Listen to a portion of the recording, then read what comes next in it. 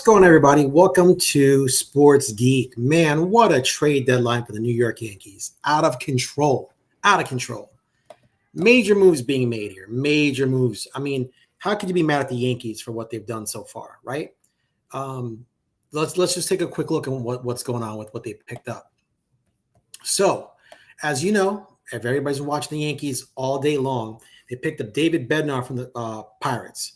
They picked up Camilo Doval from the Giants, Jake Bird from the Rockies. That's a solid bullpen right there. I mean, totally revamped bullpen with what's been going on where they just can't close out a game. I have no idea why they did not trade Devin Williams. I don't even understand that. With just getting two top flight closers, plus you still have Luke Weaver. Yeah, he's faltered a little bit lately since he's come back from the injury, but he'll get it together. But to me, I would have put Devin Williams in a package and somehow ship him off someplace else. You know, listen, he never wanted to be there to begin with, right? He thought he was going to the Dodgers. I would have shipped his ass there, to be honest with you. That's just my opinion. Whatever. Sayonara. I don't trust him in late inning games. So anyway, but that's just some of the bullpen they picked up. In picking up the bullpen, so when getting Bednar, they lost Rafael Flores, who is ranked New York's number 8 prospect. Elgin Perez and Brian Sanchez. So those are pretty much decent guys that they have to give up to get back, someone like Bednar, but it's worth it. We're going to play them. Yankees are full of catching prospects right now. We're going to play these guys. If you can't play them or if they're not a part of the future, got to trade them, right? For Camilo, I haven't seen what they got back for Camilo, what they have to give up. For Jake Bird, oh, wow, they lost Rock Riggio, so gone is Riggio, and left-handed pitcher Ben Shields. So Riggio was their number 10 prospect. Ben Shields was their number 28. Wow, I like Rock Riggio. He's that's a ball player. He's like a Cody Bellinger type. He's just a good ball player, good instincts. He'll do well for Colorado. I'll tell you that. Let me see here. So for Camilo, who would they give up for Camilo? I am kind of upset the Yankees didn't get a starter, but seems like the starting price is probably too high. Even on rentals, the starting price seemed too high. So, Cashman can only do what, with teams you can pair up with, right? Carlos Correa back to the Astros. That's crazy. That's absolutely crazy. Oh, they picked up Jose Caballero from the Rays. Okay, so they got an infield shortstop. That's a nice pickup. That's a good pickup. Wow, okay. Cool. So, yeah, so they got Ahmed Rosario that can play infield and outfield. They've got Slater from the White Sox that can play, outfield corner positions. And they got Ryan McMahon from the Rockies last week to play third. So, yeah, they couldn't get a starter, but you know what? I'm going to give this A+. A+ for deadline acquisitions. AA for acquisitions. Like I said, you get teams have to pair up with what they like from your system, what you're willing to give up, what they're willing to accept. It's not easy. And listen, if you don't think people are asking for Jason Dominguez or Spencer Jones or other top flight or George Lombard Jr. to get, say, a Sandy Alcantara or whatever rental was out there for that point in time, then the Yankees weren't giving it because I guess they deemed those 3 players a part of their future, right? I'm surprised JC Escar is still there. I would have put a package with him and maybe Trent Grisham and maybe, a top 20 prospect, right? To maybe get a rental starter if there was one out there. Maybe teams didn't like that, Grisham's doing well. I would have sold high on Grisham. The thing is, could they have picked up another, once Phillies took Bader off the board, not that the Yankees are possibly in on him, they probably said, well, who are we going to get defensively for cheap? Grisham's only making like $5 million a year, so he's got maybe $2 million left for the remainder of the season. Who are we going to get for that dollar amount? So it is what it is, and he's been doing well, but he's never done this well before. So someone like Trent Grisham, I would have moved him to get some pieces back.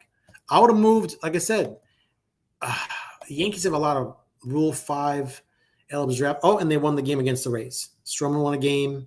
Pepiot lost. Loaiza got the save. So there you go. A lot of new players coming out to the Yankees. I think Caballero just walked across the field and just changed jerseys. I mean, he's already in New York, so I guess he's staying here, right? That's crazy. That's absolutely crazy. So yeah, just a wild trade deadline, man. A wild trade. I'm refreshing my screen here to see if anything else is popping up. The Phillies got Johan Duran. That was last night. Yeah, that's a crazy move. And Eugenio Suarez went back to the Mariners. That's a good pickup right there. Shane Bieber to the Blue Jays. Mets got their Ryan Helsey, Cedric Mullins. I mean, just a lot of crazy trades today. Certain teams are going for it, and they should. They should. I mean, Rangers acquire Merrill Kelly. I mean, Rays acquired Griffin Jacks from the Twins. Wow, Rays got Griffin Jacks. Wow, that's crazy. That is absolutely crazy. Wow. Brewers had Shelby Miller. That's crazy. Tigers add Morton. Wow. Wow. Crazy stuff. But like I said, guys, I wasn't going to stay on too long. Just want to come on. I watched the Yankees the past week or two. I've had a lot to say, but I've kept it in. A lot to say. A lot of disgust with the plays that they make on the base paths. A lot of disgust with how they're not mentally checked in. And I was hoping the Yankees would have done a buy-sell mode, like get rid of some players, get some youth in for their farm, as well as go, buy to shore up the playoff run, right? So it was more of a buy mode. I didn't see much selling. But yeah, the team's just been it's been kind of flat, and it goes back to leadership. Boone couldn't manage his way out of a wet paper bag. He just can't. He gets angry if you ask him questions about why said players aren't doing well or why you feel his defense is shot. And it's like, it's okay to say, hey, Anthony Volpe's having a bad year, but we have faith in him. He's going to get through it. He's working really hard. If you guys knew how hard he worked, you wouldn't be saying what you said. Just say he's having a bad year. Don't call him elite. He's not having an elite year this year. I see shortstops around Major League Baseball. I can name quite a few that aren't elite, that are elite compared to Anthony Volpe. He's having a bad year, which is why it makes sense they picked up Jose Caballero from the Rays, because you just don't know. Maybe it's defensive substitutions. Maybe they'll give Volpe a little bit shorter leash. You keep screwing up, then I got a shortstop right here, man. So, which is anyway.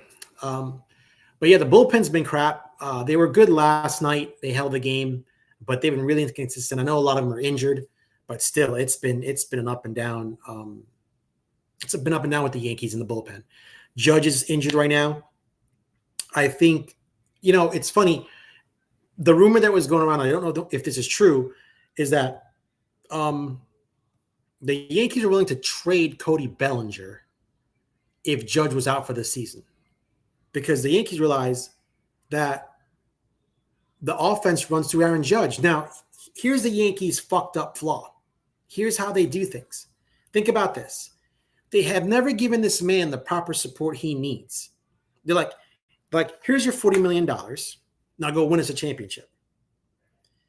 It wasn't until last year when they added Soto where this guy had some sort of protection or some sort of, I understand it was supposed to be Big G and Aaron Judge, but Big G's always injured. He can only do as best as he can do, but he was never a high average hitter. Maybe once or twice in his career, but he was never a high average hitter. Hit home runs, hit the ball really hard.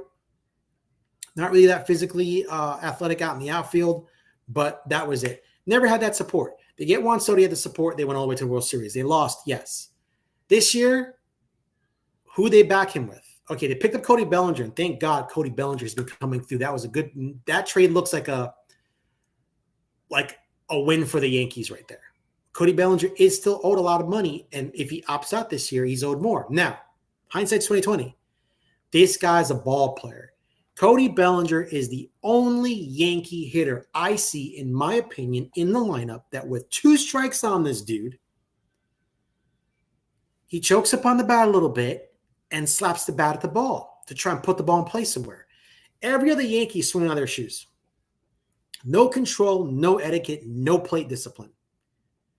Cody's the only one. Just look, time and time again, he puts the ball in play and he comes through, right? Let's move back to Judge getting injured. If he was out for the season, the rumor was the Yankees were going to trade him. Dude, so let me get this straight. This is how fucked up the Yankees are. Let me digress a little bit. You're going to take the guy, the baseball guy, the guy that's great defensively in the outfield, the guy that's hitting on your team in the clutch, and trade him because he might opt out. No, how about you fucking sign him? How about you say, hey, man, let's not give you an extension for 3 more years, X, Y, Z dollars or whatever. $30 million a year. What do you want? Right? I don't understand the Yankees. You want a guy like Bellinger. You want a guy like Kyle Tucker. You want a guy like Aaron Judge. There's your outfield, right? If you're going to use Jason Dominguez, then you have to play him. You can't platoon him. He has to learn at the major league level. You're stunting his growth and fucking him up like you fucked up Peraza, which I was surprised they got somebody back from Peraza. I don't even know who, but I guess he took anybody. Anybody at this point, right? So, and some international bonus pool money. But if you call up Spencer Jones next year, you got to play him. So why wouldn't you have traded Trent Grisham this year, got something back for him, maybe in a package deal with some prospects to get a starter, and you could have called up Spencer Jones, and he could have been the 4th outfielder with Dominguez, Bellinger, and, Spencer Jones until Judge gets back. Then Spencer would be the 4th outfielder. And you still have Andrew Slater. So how's it not work for you? That's what I don't understand. But anyway, I would not trade. Message to New York Yankees and the New York Yankee fans, you need to think about Cody Bellinger in your future. He can play first base. Maybe you could have traded Ben Rice and someone else to get a pro line starter or a starter for your club. And then Cody plays first next year. Goldschmidt's contract's over. Spencer Jones is your outfield. I mean, how does this not work? Because Spencer is supposedly can play first as well, but he profiles better as a center fielder. Anyway, I'm moving off topic.